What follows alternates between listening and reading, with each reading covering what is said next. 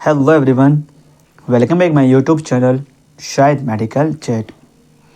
दोस्तों, आज की जो हमारी न्यू डिजीज़ रहने वाली है उसका नाम है ट्यूबरकुलोसिस यानी टीबी। टीबी क्या ये जो ओल्ड पीपल होते हैं ये उन्हीं को अफेक्ट करते हैं या इसे चिल्ड्रंस या जो यंग चिल्ड्रंस होते हैं ये उन्हीं को भी अफेक्ट कर सकती है। टीबी होने से पहले हमारे बॉडी में हमें क्या सिम्टम्स या कोज देखने को मिलते हैं जिससे कि हम पता कर सकते हैं ये टीबी है या कोई नॉर्मली कफ या खांसी है। खांसी के कितने दिनों बाद हमें टीबी का टेस्ट करवाना चाहिए, तो अगर इन्हीं सब सवालों का जवाब अगर आप हमसे जानना चाहते हैं तो उससे पहले आप अगर हमारे चैनल पर नए हैं और अभी तक आपने हमारे चैनल को सब्सक्राइब ना किया हो तो उससे पहले हमारे चैनल को सब्सक्राइब करें और बेल आइकन पे क्लिक करें ताकि इन फ्यूचर आपको और भी न्यू डिजीज़ की नोटिफिकेशन मिलती रहे। तो आइए जानते हैं इसी डिजीज़ के बारे में।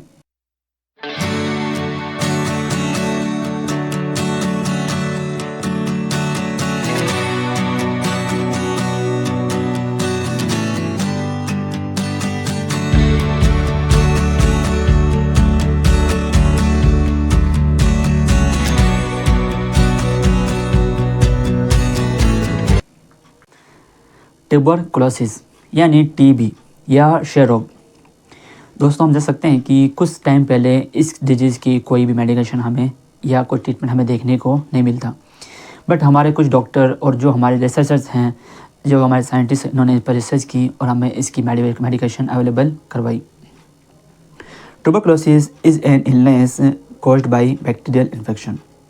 हम देख सकते हैं जो क्षय रोग है ये एक जीवाणु के कारण होने वाली डिजीज़ यानी बीमारी है। या next, it commonly affect your lungs. ये आमतौर पर हमारे जो फेफड़े होते हैं उसको प्रभावित करती है, but it can also affect other area of your body. यानी ये डिजीज़ हमारे जो दूसरे बॉडी अंग होते हैं इनको भी प्रभावित कर सकता है, जैसे कि लाइक डेट स्पाइन यानी हमारी रीढ़ की हड्डी को, या नेक्स्ट ब्रेन यानी हमारे मस्तिष्क को, या नेक्स्ट किडनी यानी हमारे जो गुर्दे होते हैं ये डिजीज़ उनको भी प्रभावित कर सकती है। As many as 30 million people in the US have latent TB. हम देख सकते हैं अमेरिका में कम से कम 13 मिलियन लोगों को गुप्त टीबी यानी लेटेंट टीबी है। But TB can becomes active if your immune system becomes वीक्ड।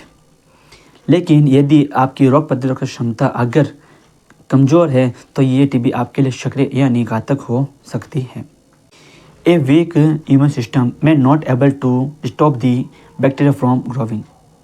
अगर हमारी जो रोग प्रतिरोधक क्षमता यानी क्षमता प्रणाली होती है वो हमारे अंदर जो बैक्टीरिया ग्रो करते हैं उनको रोकने के लिए सक्षम नहीं होती है। तो चलिए दोस्तों, अब बात करते हैं नेक्स्ट इसी डिजीज़ के साइन एंड सिम्टम्स और उसके कॉज के बारे में। यानी टीबी अगर हमें हो जाए तो उस टीबी को होने से पहले हमें हमारे बॉडी में क्या चेंजेस या क्या सिम्टम्स देखने को मिलते हैं।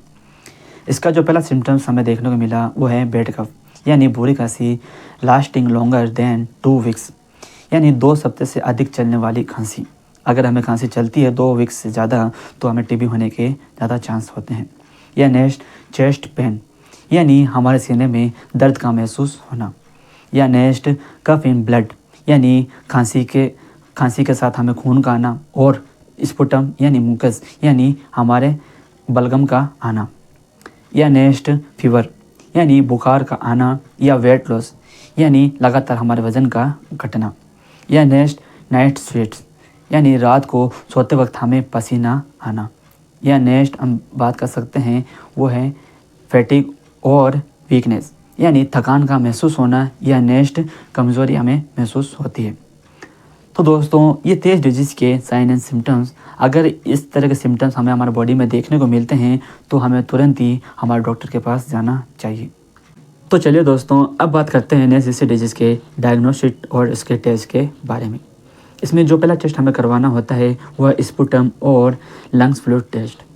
यानी हम लैब में जाके लंग्स और उस स्पुटम के जो तरल पदार्थ होते हैं उस पर इन्वेस्टिगेशन करते हैं कि जिससे कि मालूम चल सके इसमें हमें टीबी है या नॉर्मली कोई कफ या खांसी है। या नेक्स्ट, चेस्ट एक्सरे। हमें चेस्ट एक्सरे करवाना होता है, जिससे कि हमारे जो फेफड़े यानी जो लंग्स होते हैं उसमें मालूम चल सकता है कितना स्पुटम हमारे बॉडी के अंदर जमा हुआ है।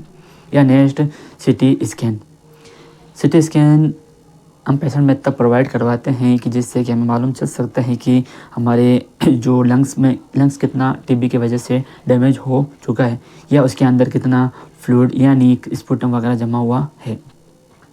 तो चलिए दोस्तों, अब बात करते हैं नेक्स्ट इसी डिजीज़ के ट्रीटमेंट और उसकी मेडिकेशन के बारे में।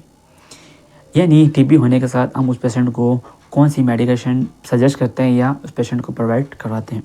इसमें जो पहली मेडिकेशन पेशेंट को देते हैं वो है रिफाम्पिन टैबलेट, या नेक्स्ट आइसोनियाजाइड टैबलेट, या नेक्स्ट इथाम्बुटोल टैबलेट, या नेक्स्ट पायरेजिनामाइड टैबलेट, या रिफापेंटिन टैबलेट पेशेंट को हम प्रोवाइड करवाते हैं, जिससे कि जो स्पुटम यानी कफ के साथ जो स्पुटम या जो ब्लड आ रहा है ये उसको रोकने के लिए या खांसी को कम करने के लिए ये टैबलेट काफ़ी हेल्पफुल यानी मददगार होती है।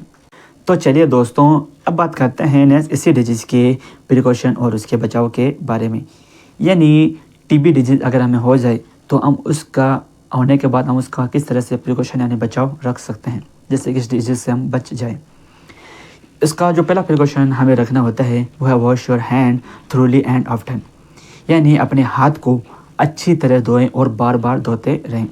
या next always cover your mouth and nose when you sneeze और कफ, यानी आप हमेशा अपने मुंह को और नाक को ढके रखें जब आपको छींक या खांसी आए तब। या next avoiding close contact with other people, यानी लोगों के साथ नज़दीकियाँ बनाने से बचें।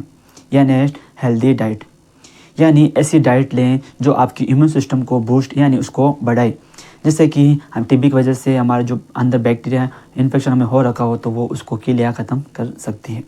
या next stay home and rest, यानी जितना हो सके आप अपने घर पे रुके रहें और आराम करें, जिससे कि ये टीबी डिजीज़ आपको जल्द से जल्द ठीक हो जाए।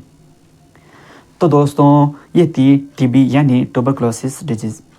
आई होप आपको ये वीडियो काफ़ी इंफॉर्मेटिव लगी हो, या आप और भी किसी डिजीज़ के बारे में हमसे जानना चाहते हैं या अपने नॉलेज को इन्हेंस करना चाहते हैं या उसको बढ़ाना चाहते हैं, तो जल्द से जल्द आप हमारे चैनल को ज़्यादा से ज़्यादा लाइक करें, शेयर करें एंड उसके साथ सब्सक्राइब करें। तब तक के लिए thank you and take care.